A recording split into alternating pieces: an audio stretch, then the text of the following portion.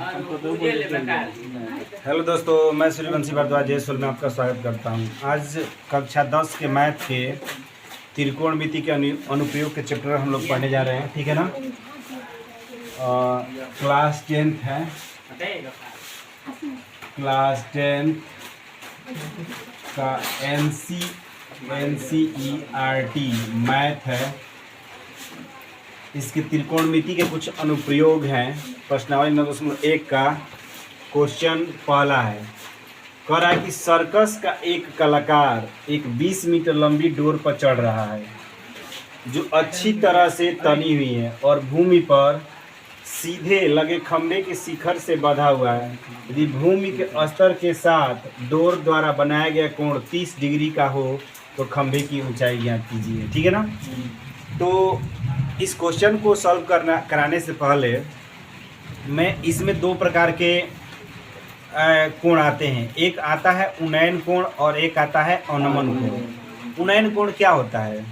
जब किसी चीज़ को, किसी वस्तु को धरातल से ऊंचाई पर देखते हैं, जब किसी वस्तु को धरातल से किसी ऊंचाई पर देखते हैं तो उस वस्तु और हमारे आँखों के बीच जो कोण बनता है उसे उन्नयन कोण कहते हैं, ठीक है ना।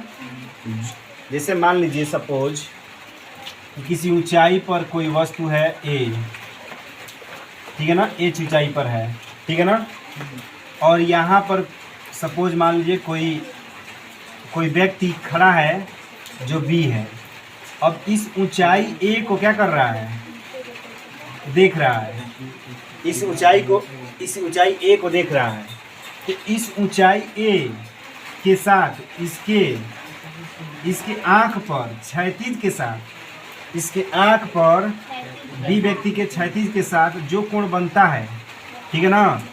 अब यहाँ पर जो कोण बनेगा, मान लीजिए थीटा कोण बन गया, तो इसी कोण को हम लोग क्या कहते हैं? उन्नयन कोण। क्या कहते हैं? इस कोण को हम लोग उन्नयन कोण कहते हैं। क्या कहते हैं? उन्नयन कोण, ठीक है ना।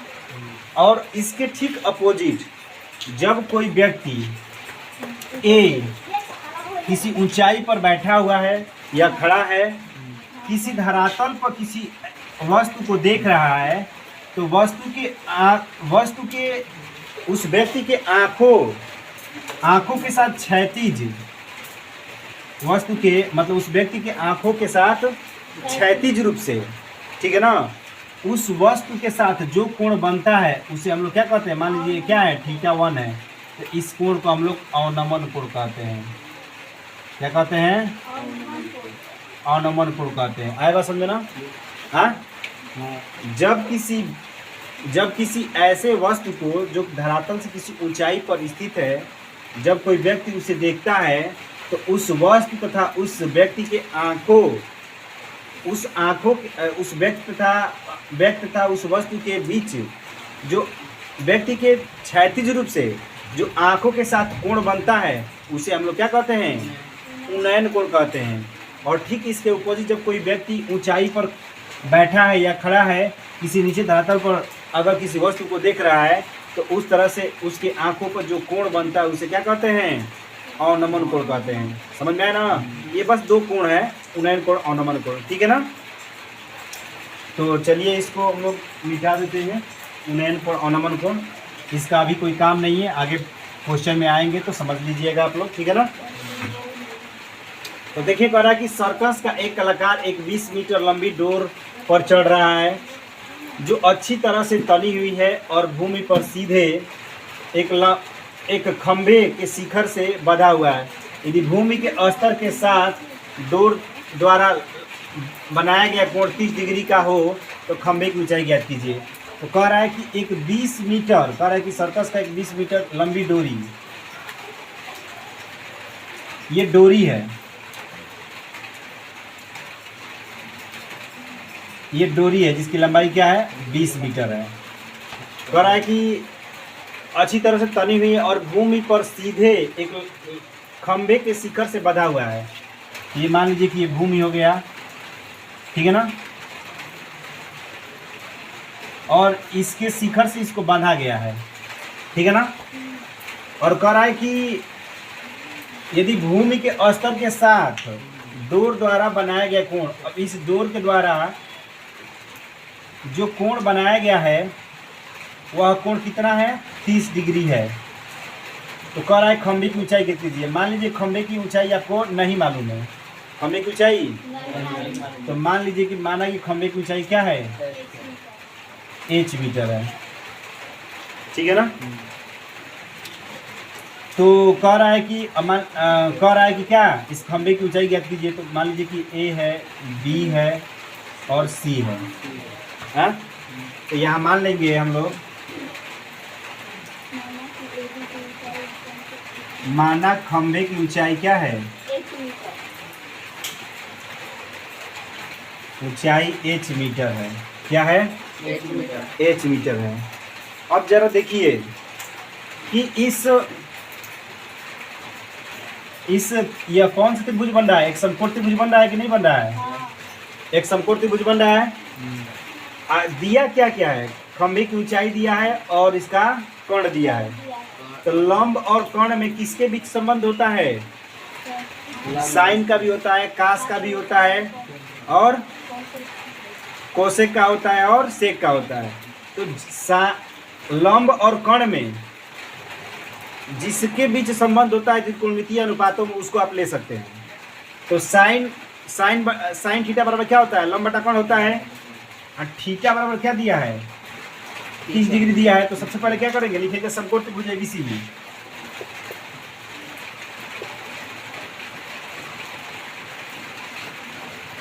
एबीसी में, ठीक है ना। तो एबीसी में tan थीटा बराबर क्या होता है, सॉरी साइन थीटा बराबर 1/2 लंब बटा कोण, साइन थीटा बराबर, तो लंब कितना दिया है, तो लिख दीजिए थीटा का मान 30 डिग्री, ठीक है ना। लंब कितना दिया है h, कोण कितना दिया है 20 और साइन 30 का मान कितना होता है 1/2, लिख दीजिए 1/2 और h/20, ठीक है ना। अब क्रॉस मल्टीप्लिकेशन कर दीजिए इससे इसमें, अब h से गुणा करेंगे तो ये हो जाएगा 2h और 20 से कम है 20 हो जाएगा। तो h बराबर 20/2 या 2 दहिया 20 क्या सेंटीमीटर। इसकी ऊंचाई कितना है 10 सेंटीमीटर, ठीक है ना। 10 मीटर होगा, सेंटीमीटर नहीं, क्यों, क्योंकि मीटर में दिया है, ठीक है ना। आएगा समझ में आया ना, तो नोट कीजिए। देखिए ध्यान दीजिए, ये क्वेश्चन नंबर दूसरा है। कह रहा है कि आंधी आने से एक पेड़ टूट जाता है और टूटा हुआ भाग इस तरह मुड़ जाता है कि पेड़ का शिखर जमीन को छूने लगता है और इसके साथ 30 डिग्री का कोण बनाता है। तो पेड़ के पाद का मतलब होता है आधार, पाद बिंदु की दूरी जहाँ पेड़ का शिखर जमीन को छूता है 8 मीटर है। तो पेड़ की ऊंचाई ज्ञात कीजिए। सबसे पहले कह रहा है कि हम लोग एक पेड़ बनाते हैं, मान लीजिए कि ये एक पेड़ है। बच्चा लोग ध्यान दीजिए, इधर ध्यान दो, ये एक पेड़ है, ठीक है ना। आंधी आने के कारण अब यहाँ से पेड़ टूट गया। कह रहा है कि आंधी आने से एक पेड़ टूट जाता है और टूटा हुआ भाग इस तरह होता है कि पेड़ के शिखर के जमीन को छू लेता है। मतलब अब ये टूटने के बाद ये जमीन, जैसे मान लीजिए कि जमीन हो गया, ये क्या हो गया, जमीन हो गया। अब यहाँ से टूट कर ये कुछ इस तरह से टूटता है कि जमीन को छू लेता है, जमीन को छू लिया। तो कह रहा है कि और उसके साथ 30 डिग्री का कोण बनाता है, मतलब इसके साथ 30 डिग्री का कोण बनाता है, ठीक है। फिर कह रहा है कि पेड़ के पाद बिंदु से, पाद का मतलब आधार, तो ये आधार है। हाँ, पाद बिंदु का मतलब होता है आधार बिंदु। तो कह रहा है पाद बिंदु की दूरी जहाँ पेड़ का शिखर जमीन को छूता है, मतलब यहाँ छूता है, तो कह रहा है कि वह दूरी कितना है 8 मीटर है। मतलब यहाँ से यहाँ तक की दूरी कितना है 8 मीटर है, ठीक है। तो कह रहा है कि पेड़ की ऊंचाई ज्ञात कीजिए। क्या कह रहा है, पेड़ की ऊंचाई ज्ञात कीजिए। तो पेड़ की ऊंचाई यहां से यहां तक,